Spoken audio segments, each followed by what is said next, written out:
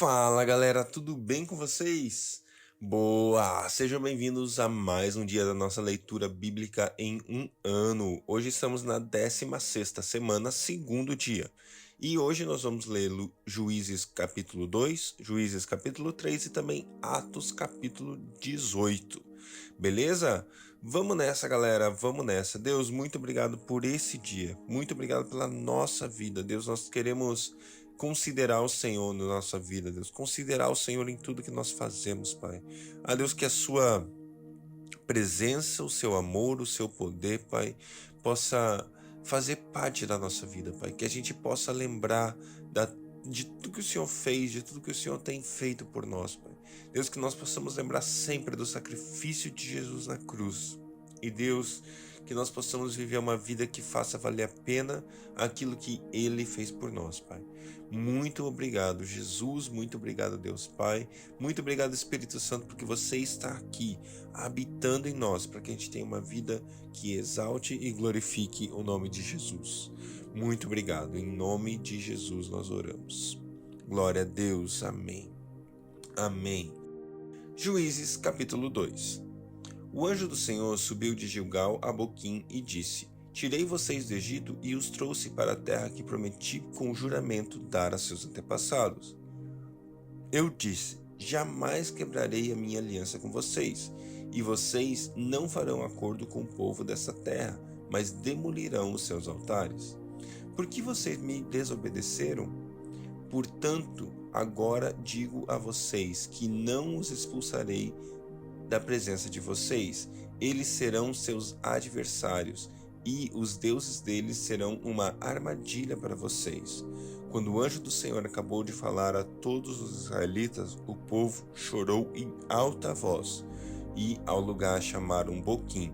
Ali ofereceram sacrifícios ao Senhor. Depois que Josué despediu os israelitas, eles saíram para ocupar a terra, cada um a sua herança.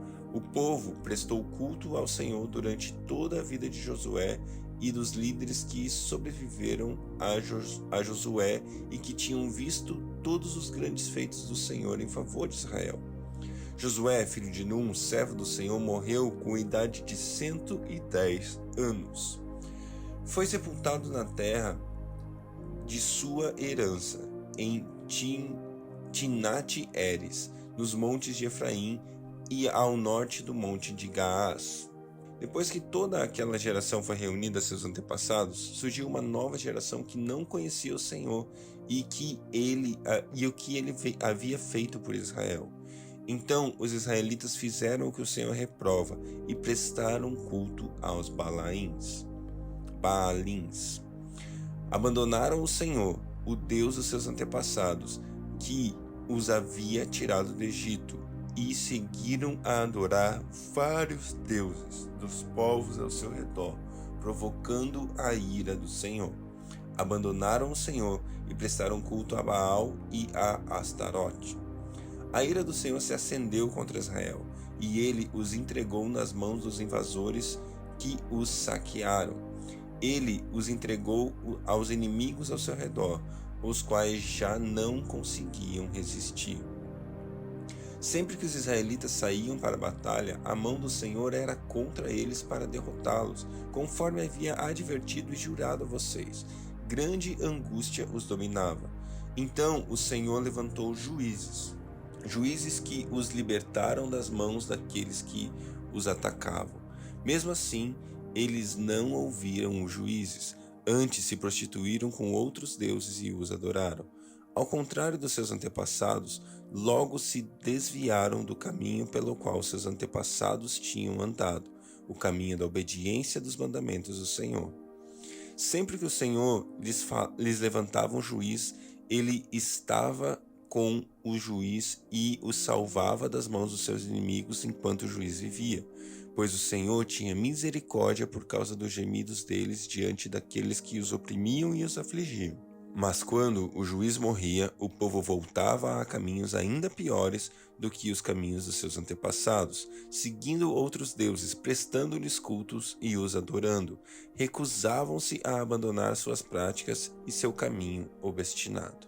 Por isso a ira do Senhor acendeu-se contra Israel, e ele disse: Como este povo violou a aliança que fiz com seus antepassados e não tem ouvido a minha voz, não expulsarei de diante dele nenhuma das nações que Josué deixou quando morreu.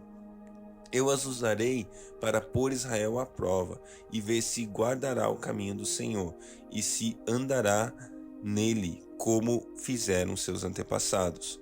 O Senhor havia permitido que essas nações permanecessem, não as expulsou de imediato e não as entregou nas mãos de Josué.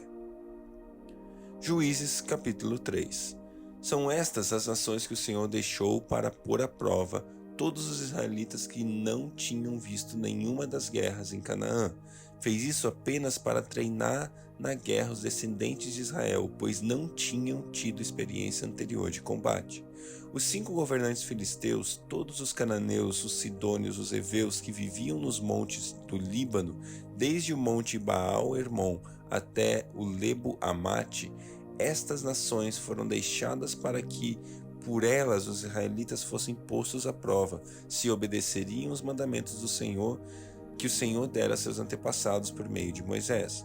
Os israelitas viviam entre os cananeus, os hititas, os amorreus, os ferezeus, os heveus e os jebuseus. Tomaram as filhas deles em casamento e deram suas filhas aos filhos deles, e prestaram culto aos deuses dele. Os israelitas fizeram o que o Senhor reprova, pois se esqueceram do Senhor, o seu Deus, prestaram culto a Baalins e a Aserá. Acendeu-se a ira do Senhor de tal forma contra Israel que ele os entregou nas mãos de Cutã-Rissataim, rei da Mesopotâmia, por quem os israelitas foram subjugados durante 8 anos. Mas quando clamaram ao Senhor, ele lhes deu um libertador, Otoniel, filho de Kenaz, o irmão mais novo de Caleb, que os libertou. O Espírito do Senhor veio sobre ele de modo que liderou Israel e foi à guerra. O Senhor entregou Cutã-Rissataim, rei da Mesopotâmia, na mão de Otoniel, que prevaleceu contra ele, e a terra teve paz durante 40 anos, até a morte de Otoniel, filho de Kenaz. Mais uma vez, os israelitas fizeram o que o Senhor reprova, e com isso o Senhor deu a Eglon, rei de Moabe, poder sobre Israel. Conseguindo uma aliança com os amonitas e com os amalequitas, Eglon veio e derrotou Israel e conquistou a cidade de Palmeiras. Os israelitas ficaram sob domínio de Eglon, rei de Moabe, durante 18 anos. Novamente, os israelitas clamaram ao Senhor, que lhes deu um libertador chamado Eude, homem canhoto, filho de Benjamita Gera. Os israelitas o enviaram com pagamento de tributos a Eglon, rei de Moabe. Eude havia feito uma espada de 2 gumes de 45 centímetros e a tinha amarrado na coxa direita debaixo da roupa. Ele entregou o tributo a Eglon, rei de Moabe, homem muito gordo. Em seguida, Eude mandou embora os carregadores, junto aos ídolos que estavam perto de Gilgal. Ele voltou e disse: Tenho uma mensagem para ti, ó rei. O rei respondeu: Calado, e todos os seus auxiliares saíram de sua presença. Eude aproximou-se do rei, que estava sentado na sala superior do palácio de verão, e repetiu: Tenho uma mensagem de Deus para ti. Quando o rei se levantou do trono, Eude estendeu a mão direita, apanhou a espada em sua coxa direita e a cravou na barriga do rei, até o cabo penetrou com a lâmina. E não tirou a espada, a gordura se fechou sobre ela. Então Eude saiu para o pórtico, depois de fechar e trancar as portas da sala atrás de si. Depois que ele saiu, vieram os servos e encontraram trancadas as portas da sala superior e disseram: Ele deve estar fazendo as suas necessidades em seu cômodo privativo. Cansaram-se de esperar e, como ele não abrira a porta da sala, pegaram a chave e a abriram. E lá estava seu senhor, caído no chão, morto. Enquanto esperavam, Eude escapou, passou pelos ídolos e fugiram para Seirá. Quando chegou, tocou a trombeta nos montes de Efraim, e os israelitas desceram dos montes com ele à sua frente. Sigam-me, ordenou: pois o Senhor entregou Moabe, o inimigo de vocês, em suas mãos. Eles o seguiram, tomaram posse do lugar de passagem do Jordão que levara a Moabe e não deixaram ninguém atravessar o rio. Naquela ocasião mataram cerca de 10.000 moabitas, todos eles fortes e vigorosos. Nenhum só homem escapou. Naquele dia, Moabe foi subjugado por Israel e a terra teve paz durante 80 anos. Depois de Eude veio Sangar, filho de Anate, que matou 600 filisteus com uma aguilhada de bois, e ele também libertou Israel. Glória a Deus pela palavra de Deus, glória a Deus por essa leitura. Eu percebo no livro de Juízes aqui o levantar de homens, o levantar de pessoas que decidem se render, decidem ser diferentes. Sabe, hoje nós vivemos num mundo que às vezes a gente está muito parecido com o padrão do mundo. Às vezes o cristianismo se confunde com algumas coisas do mundo. E eu entendo que Deus tem levantado aqueles que querem fazer diferença, aqueles que querem dar um passo a mais, aqueles que querem levar o cristianismo de uma maneira mais profunda. E eu quero fazer esse convite para você: seja como esses homens que Deus levantava naqueles dias, com um espírito diferente. A gente lê isso a respeito de Josué, de Caleb, e a gente percebe isso na vida desses homens. O Espírito Santo tomava a vida deles de maneira que eles se levantavam e faziam algo além, e faziam algo diferente. O povo estava indo na direção contrária, eles se levantavam e iam na direção correta, na direção do Senhor, na direção daquilo que Deus tinha. E assim eles se levantavam como juízes, como aqueles que faziam diferença e libertavam o povo para um novo tempo de paz, para um novo tempo de santidade, para um novo tempo de retidão. Eu desejo e declaro sobre a sua vida, sobre a minha vida, que entre nós se levantam aqueles que vão declarar a palavra do Senhor, que vão declarar a verdade de Deus, que vão ser aqueles que se posicionam em direção à vontade do nosso Senhor e vão executar tudo conforme Ele quer. Homens segundo o coração de Deus, que vão fazer toda a vontade do nosso Deus. Atos capítulo 18.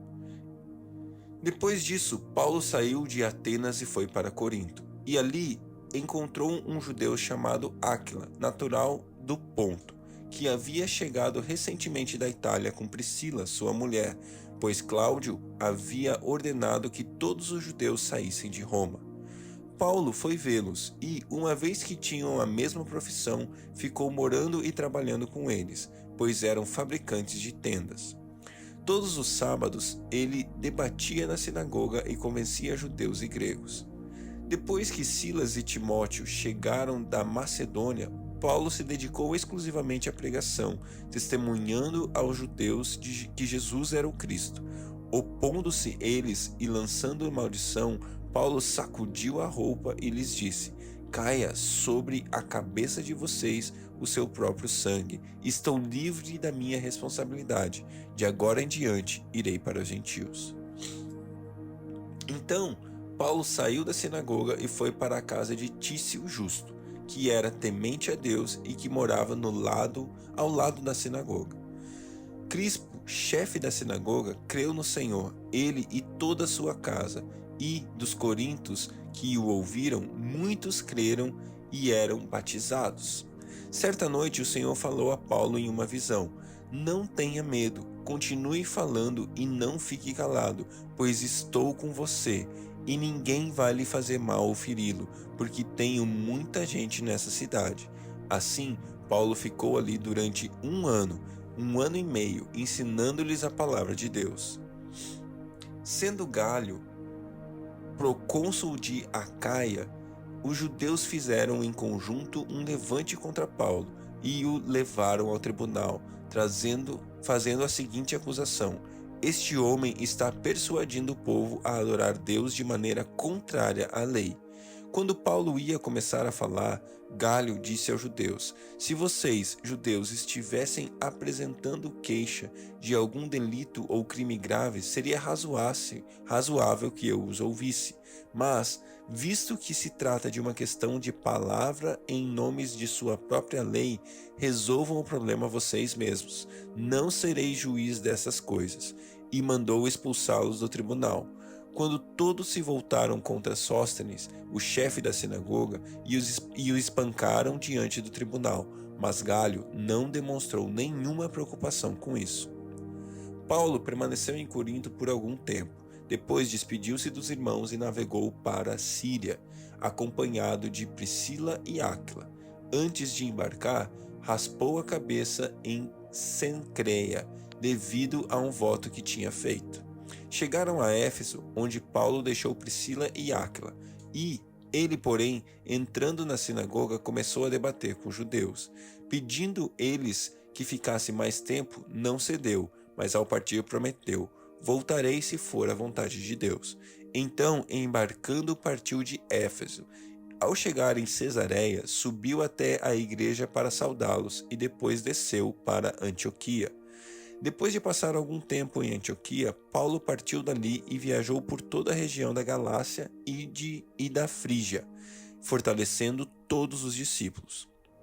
Enquanto isso, um judeu chamado Apolo, natural de Alexandria, chegou a Éfeso.